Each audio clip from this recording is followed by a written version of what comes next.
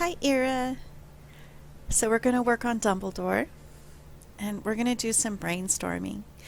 When you're doing a caricature, you want to figure out what makes this character unique so other people can recognize Dumbledore. Obviously, it's the beard, the hat, not so much maybe an exact face, but whenever you're doing that, you kind of want to study what kind of eyebrows does he have? What kind of nose? What do his eyes look like? So I just went online and Googled different eyebrow shapes for men, and it just helped me sort of see his eyes and his eyebrows a little bit better. So what I'm going to have you do is maybe go on Google, look at noses, go on Google, look at other people's drawings of Dumbledore, other fan art, everything you can to sort of feed your mind and build your visual library. And then after you sort of looked at some things and are inspired, you want to decide how he should feel, and you also want to see what unexpected things happen when you just start moving your hand. So you can see me jotting down brainstorm, or is it handstorm, art storm, or Sharpie storm? Because brainstorm doesn't really work right now because you don't want to overthink. You don't want to look at the real picture of Dumbledore and say, "Oh, how do I get that wrinkle?" You want to sort of use the eyes inside your imagination, right? And so right now I am doing parts. So I already sort of looked at his eyebrows, but now I'm just loosely coming up with ideas for his hat. And again, I didn't know what I was going to do before I started drawing. You just want to put a pen or pencil in your hand and start moving. You never know what fantastic, silly, hilarious, moody shapes will come out. And you want to ask yourself, how does that feel? And does that align with how I think he should feel? Now, I'm not talking about his emotions. When you're doing expressive lines like this, they do create a feeling in the viewer. And so that's what you are trying to tease out of nothing, right? You have a blank paper and a pen in your hand.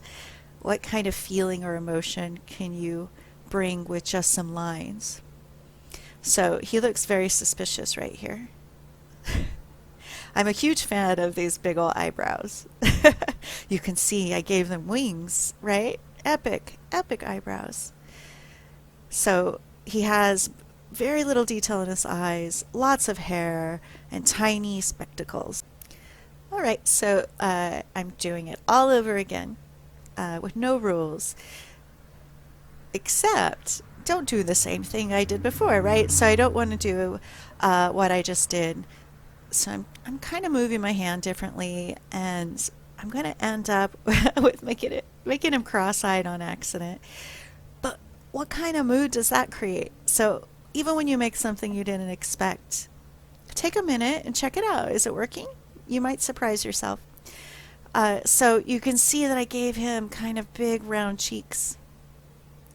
Gives him maybe, I don't know, a sweeter feel, closer to Santa or Grandpa. I don't know. My grandpa doesn't have a giant beard. Okay, so what I'm doing right now is I realize that there is more to this than just his eyebrows and eyes. His beard is pretty important for his face and what he looks like. So I'm practicing different ways I could potentially draw the hair. And this last one I'm going to do spiky hair, which might make him feel, to the viewer, as like edgy, angry, I don't know, serious? Who knows? So you can ask yourself, what mood do each of these hair illustration styles create?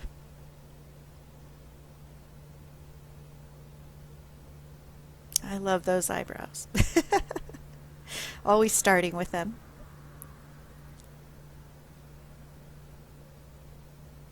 you'll have to let me know. Well, I guess I'll see you when you do this. What parts of Dumbledore are important to you?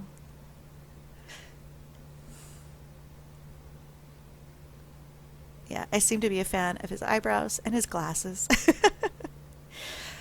So I sort of just did something radically different on this, right? So I sort of gave motion with a beard by letting it trail away from his face. It makes him feel like he is in motion. Maybe he's casting a spell, or flying through the air or something like that. But it's moody and it's cool. And he does look serious in this one. So this next one, I changed my face shape dramatically. I decided since the last ones were kind of rounded, I wanted to see what he might look like if I stretched him out. So where before I wasn't thinking much at all, as I'm getting more practice, I'm kind of taking into consideration what have I not tried yet. Let's try that. So if you're doing always long skinny things, you want to try something that's big and round. So figure out what is the opposite and see what comes out of you, because this is about discovery. And then again, look at what other artists have done. And I'm showing you this because look at what they did with his beard and his hat. And he's casting the spell. And because they did that, it really makes the whole scene alive. So I'm hoping this will help. Once you sort of have practiced, you want to add an idea to your sketch. So I'm going to do a completely different idea I haven't tried before.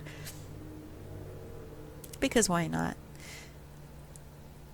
And you should always keep in mind that your sketch is a sketch and that you can transfer it once you're really, really happy with it to the final paper.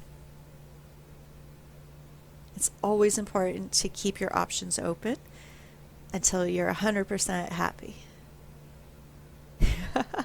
This one makes me laugh because you know how I just said do the opposite?